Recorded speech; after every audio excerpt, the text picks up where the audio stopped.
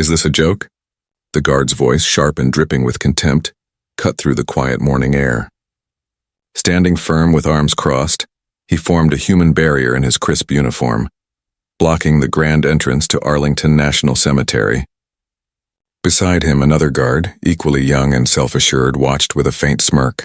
Before them stood John Miller. At 87, his back was bent, his hands marked by time and his face mapped with the lines of a life filled with trials and endurance.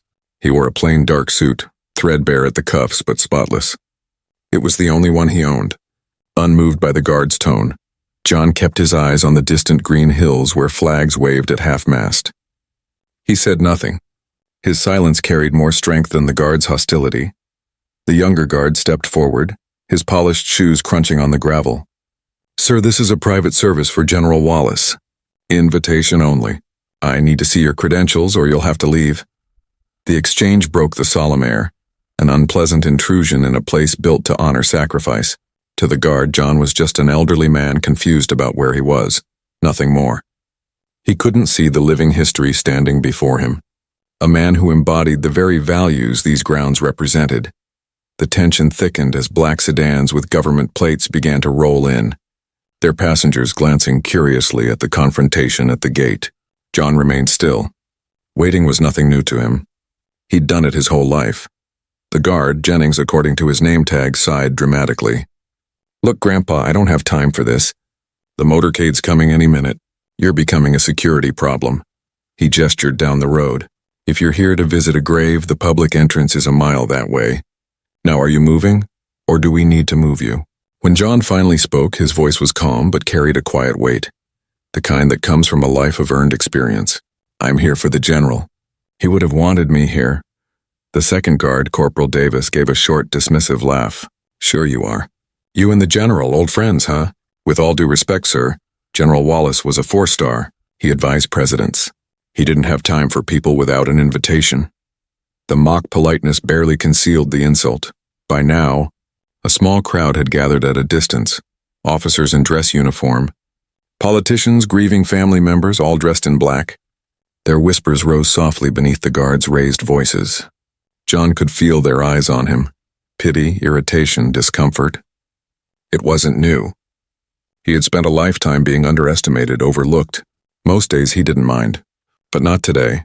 "My name is John Miller," he said evenly. "Just tell them John Miller is here." Jennings stepped closer, deliberately invading his space. "John Miller?" "Right. And I'm the Secretary of Defense. Names don't mean much without credentials, old man." He pointed at John's chest. "No medals, no ribbons, no proof of service. As far as I can tell, you're a civilian trespassing during a restricted event." The words hung heavy. "No proof of service." John's hand drifted slightly to his side, to the spot where the weight of memory still lingered. Of battles fought, brothers lost, and burdens carried long after the wars were over. He had proof, just not the kind that gleamed on a uniform.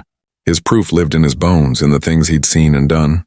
A young officer, a newly minted second lieutenant, face still too youthful for the bars on his shoulders, approached from a nearby checkpoint, drawn by the growing scene. "What's the issue, Corporal?" "This man, sir," Davis replied, motioning toward John, "refuses to leave. Says he's a friend of General Wallace. No invitation, no identification." The lieutenant studied John for a moment, his eyes scanning the frayed suit and worn shoes. His judgment was quick and dismissive. "Sir, you are disrupting a state funeral. I'm giving you one final order. Leave the premises immediately." The lieutenant's voice carried a forced authority, practiced rather than earned. John's patience, long and steady for most of his life, was nearly gone. "I'm not leaving," he said. Calm but resolute, the lieutenant's face hardened. "Then, you're under arrest for trespassing and interfering with a military service." He nodded toward the guards. "Escort him out. If he resists, cuff him." As Jennings and Davis stepped forward to take John by the arms, the lieutenant's eyes caught a glint on John's lapel. A small, dull piece of metal, no larger than a coin, was pinned crookedly to his jacket. It looked tarnished, bent, and of no real value. The lieutenant smirked and reached out, flicking it with a finger. "What's this? Your prize from a Cracker Jack box?" The moment his finger touched the pin, the world around them shifted. The trimmed lawns of Arlington vanished. replaced by the thick mud and pounding rain of a distant jungle. The scent of grass gave way to the heavy air of smoke, blood, and gunpowder. The quiet murmurs of mourners turned into the cries of the wounded. A young captain lay trapped beneath a fallen banyan tree, his leg twisted grotesquely. His face, white streaked with mud and fear, was unmistakably David Wallace. He held out a jagged piece of metal, still warm, to a younger John Miller. His bloodied hands shook. "Keep this, John," Wallace had whispered through the pain. "It's not official. It's not standard issue. But it means something real. It means you were there. It means you saved us." In an instant, the vision broke. John was back at the cemetery gate, sunlight cutting into his eyes. The lieutenant was still smirking, unaware of what had just passed. But John's face had changed.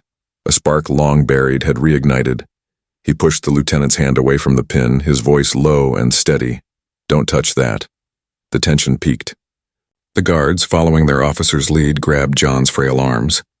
The crowd gasped. It was a public humiliation. An old man shamed for trying to honor a fallen friend. But not everyone watched silently. Near the back stood a young army captain named Hayes. He had witnessed the entire scene, his unease growing with every passing moment. 2 tours overseas had taught him how to recognize the stillness of a real soldier, the quiet endurance of someone who'd seen war. It was there in the old man's posture, in his calm under insult, in his steady eyes that seemed to see through the noise. Hayes felt it deep down. Something here was very wrong. When the guards laid hands on John, Captain Hayes knew he couldn't stay silent. Intervention was out of the question. It would cause a career-ending mess of insubordination and jurisdictional confusion. But there was one thing he could still do: make a call. Discreetly, he pulled out his phone, his thumb moving quickly across the screen. He had a number, a direct line to someone who had served as General Wallace's trusted aide for over 2 decades, Colonel Markinson. Hayes stepped away from the crowd, turning slightly to keep the call private. "Sir, it's Captain Hayes," he said quietly, his tone urgent. On the other end, the colonel's voice was tense and preoccupied. "Hayes, what is it?" "We're 5 minutes from the procession. Is there an issue with the honor guard?" "No, sir," Hayes replied. "It's at the main gate. There's a situation. Security has detained an elderly man trying to enter." Markinson exhaled audibly. "And this needs my attention because—" "Let security deal with it. They know their orders." "Yes, sir," Hayes said, hesitating for a moment. "But he claims he knew the general. His name's John Miller." Hayes paused, then added the detail that had been bothering him from the start. "Sir, he's wearing a small tarnished pin on his lapel. It's oddly shaped. Looks like a piece of shrapnel." There was a long, heavy silence on the other end, the kind that carried more weight than words. The background noise, the chatter of radios, papers rustling, distant footsteps, all seemed to fade away.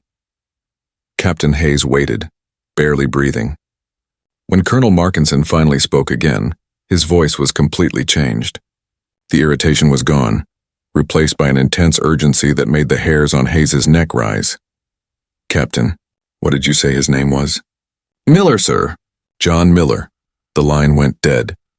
Hayes looked up, just in time to see the guards dragging the old man away from the gate toward a waiting security vehicle. He was too late.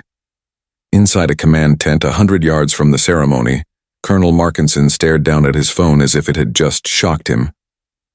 His face had gone pale. An aide, a young major, looked up, startled, as the colonel slammed the phone down on the table. "Sir, is everything okay?" Markinson's tone was low but sharp. "Get me General Peters now." "On the radio, sir?" the aide asked. "Yes." "Pull him off the reviewing stand if you have to. Just do it." Markinson began pacing inside the tent like a restless predator. His thoughts raced. John Miller. After all these years, General Wallace had spent the last decade searching for that man, to thank him one final time. Wallace's final letter had made it clear: if a man named John Miller ever comes for me, give him whatever he asks. This nation owes him a debt it can never repay. That letter now sat in Markinson's desk drawer. Moments later, the major returned, holding a radio handset. "General Peters is on the line, sir." Markinson grabbed it. "General, this is Markinson. We've got a code shepherd at the main gate.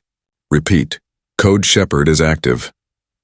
Static crackled before General Michael Peters' voice came through. calm, stripped of all ceremony. "Say again, Colonel Shepard?" "That's not possible." "It's him, sir. The description matches. The pin, the name, it's John Miller. Security is detaining him now." There was a long pause, then Peter's response came, cold and immediate. "Stop everything. Halt the procession. I'm on my way." Back at the gate, a young lieutenant was basking in his self-satisfaction. He had restored order, removed the disruption. Leaning against the stone pillar, he watched smugly as his men restrained the old veteran. He decided to humiliate him one last time. Approaching John, who stood between the guards, tired but not defeated, the lieutenant sneered. "Last chance, old man. Walk away with what's left of your pride, or spend the rest of General Wallace's funeral in a holding cell. We'll charge you, and I'll personally request a full psychiatric evaluation. A man your age with your delusions? You're a danger to yourself and an embarrassment to the public." He stepped closer, twisting the knife with a smirk. "You want to pay your respects? Do it from behind bars if you can even remember your own name." That was his mistake, his fatal overreach. He had pushed a man of honor too far, crossing a line he could never uncross. Then came a sound, low and growing, a rumble that vibrated in the chest before it reached the ears. Heads turned. Cresting the hill was a motorcade of 3 black Chevrolet Suburbans, their tinted windows glinting like obsidian mirrors in the morning light. They weren't moving at the solemn pace of a funeral. They came fast, with the focus and precision of a rapid response team. Gravel sprayed as they screeched to a halt just yards from the gate. The lieutenant froze, his hand still gripping John Miller's arm. The car doors opened in perfect unison. Out stepped not MPs, but 6 men in immaculate dress blues, their chests heavy with medals that clinked softly with each movement. Colonel Markinson emerged first, his face a mask of restrained anger. Then from the lead vehicle stepped General Michael Peters himself, tall, commanding, his 4 silver stars gleaming in the sunlight. The air shifted. Everything went silent, the wind, the whispers, even the distant hum of the city. All eyes locked on the general, his very presence seeming to drain the air from the world around him. Lieutenant felt a chill of dread sweep through him. Instinctively, he and his men snapped to attention, stepping back from John Miller as though he carried danger itself. General Peters didn't even glance at the lieutenant or his guards. His storm-gray eyes scanned the area until they locked onto John Miller's slouched figure. In that instant, the general's entire demeanor shifted. The hardened, commanding exterior softened into one of deep, almost reverent respect. His boots struck the pavement in slow, deliberate rhythm as he walked forward, past the frozen lieutenant, past the bewildered guards, heading straight for one man. He stopped exactly 3 feet from John Miller. In the heavy silence, General Peters straightened to his full height and raised his right hand to his brow, not casually, but with a salute so precise and dignified that it took the lieutenant's breath away. It was a gesture of utmost honor, a 4-star general saluting an elderly man in a worn suit. When the general spoke, his voice carried across the grounds with the clarity of command. "Mr. Miller." "It is an honor, sir." The lieutenant, completely thrown off, finally stammered, "General, sir, I'm sorry for the disturbance. This man, he was making a scene. He wasn't authorized to be here." General Peters' head snapped toward him. He kept his salute raised, but his piercing gaze struck like a physical blow. "He has more right to be on this ground than you or I ever will, Lieutenant." Then, without lowering his hand, the general addressed the silent crowd. His deep voice carried a solemn weight. "For those who don't know who you're looking at, yes, you see an old man, a civilian. But I see a giant. This is John Miller. His name may not appear in any history book, but to the men of the 5th Special Forces Group, to the 1st Delta operators, and to the man we honor today, General David Wallace, he was a legend. They called him the Shepherd. A ripple of shock spread through the crowd. The name hung in the air, a whispered legend among veterans, a ghost story brought to life. "This man," the general continued, his voice rising with emotion, "went where no map led, to bring home those written off as lost. He wasn't just a soldier. He was a medic, a pilot, a navigator, and when needed, a warrior beyond compare. He wore no rank, took no commission, and refused every medal offered. He said his reward was seeing his men come home." The general stepped closer to John, his eyes glistening. "In 1968, A helicopter carrying 12 Green Berets was shot down deep in enemy territory. Among the survivors was a young Captain David Wallace. For 3 days they were surrounded and outnumbered with no hope of rescue. But on the third night, one man came for them, the Shepherd. Through jungle and enemy fire, he carried half of those men out himself. John Miller right here is the reason David Wallace lived to become the hero we honor. Today, General Peters finally lowered his salute, but kept his gaze locked on John. He pointed to the dull pin on John's lapel. "You see this piece of metal you dismissed?" he said, his tone sharp. "That's a fragment of a mortar shell that landed 3 feet from Captain Wallace." John Miller threw himself over him, taking the blast that should have ended Wallace's life. Wallace forged that shrapnel into a pin and called it the Medal of Shepherds. It's one of a kind, the highest honor a man like him could give. The crowd's attitude shifted entirely. The pity was gone, replaced by awe. Soldiers of every rank, from privates to colonels, slowly raised their hands in salute to the humble old man. The lieutenant's face drained of color. He realized this wasn't just a mistake. It was a disgrace. General Peters turned fully toward the 3 men. His voice dropped to a chilling calm. "You asked him for his invitation," he said slowly. "Let me be clear. Every headstone on that hill is his invitation. Every flag at half-mast is his welcome." He took a step closer and they flinched. "You wanted to see his medals? The scars on his body are worth more than any decoration your manual could describe. Valor isn't stitched to a uniform, it lives in the heart. Your duty is security, but your greatest tool isn't your weapon, it's judgment. And you failed catastrophically. You stood before living history and saw only a disturbance. You mistook a Titan for a trespasser." His gaze hardened. "You'll report to my aide, give your names and units, and be in my Pentagon office at 0600 tomorrow to discuss the true meaning of respect." "Understood?" "Yes, General," the 3 murmured, faces pale with shame. Before the general could turn away, John Miller, silent until now, gently touched his sleeve. "Michael," he said softly, using the general's first name. "They're just kids doing their job the only way they know. Let it go." The general looked down at him, his expression softening, and nodded. John then turned to the young lieutenant, his voice kind but firm. "Son," he said, "that uniform you wear doesn't grant respect, it represents a promise. Respect is earned every day by how you treat others. And never forget, some of the greatest heroes wear no uniform at all." As John spoke, the memory of that medal's creation returned clearly. A dim field hospital, the smell of antiseptic and loss. A young John Miller lay wounded, his back torn by shrapnel, while beside him sat a grateful Captain David Wallace, hammering a fragment of metal into something more than a medal, a symbol of brotherhood. Wallace sat nearby, his own leg bound in a splint. In his hand he held a rough, twisted piece of metal, the same fragment that had been removed from Jay's leg only hours earlier. He placed it into Jay's palm and spoke quietly, his voice heavy with emotion. "They're nominating me for a Silver Star because of what happened," Wallace said. "But the truth is it belongs to you.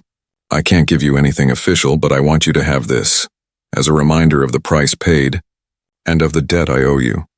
That simple, scarred piece of metal carried a story, one born of sacrifice and loyalty, a bond forged through pain and courage. Later, General Peters personally escorted John Miller through the gates, past lines of saluting soldiers and a hushed, reverent crowd. Instead of leading him to the back, Peters guided him to the very front row, placing him among General Wallace's mourning family. They had heard of the man known as the Shepherd all their lives. Now, meeting him face to face, they embraced him through tears, thanking him for giving them 50 more years with the man they loved. John sat through the service, calm and still, honoring his fallen friend in silence. His mission at last was complete. The aftermath of the gate incident came quickly. The lieutenant and his guards weren't dishonorably discharged. John wouldn't have wanted that. Instead, General Peters personally arranged their reassignment and required retraining. Out of that, he developed a new program for all security staff at sensitive military sites, a course focused on awareness, history, and empathy.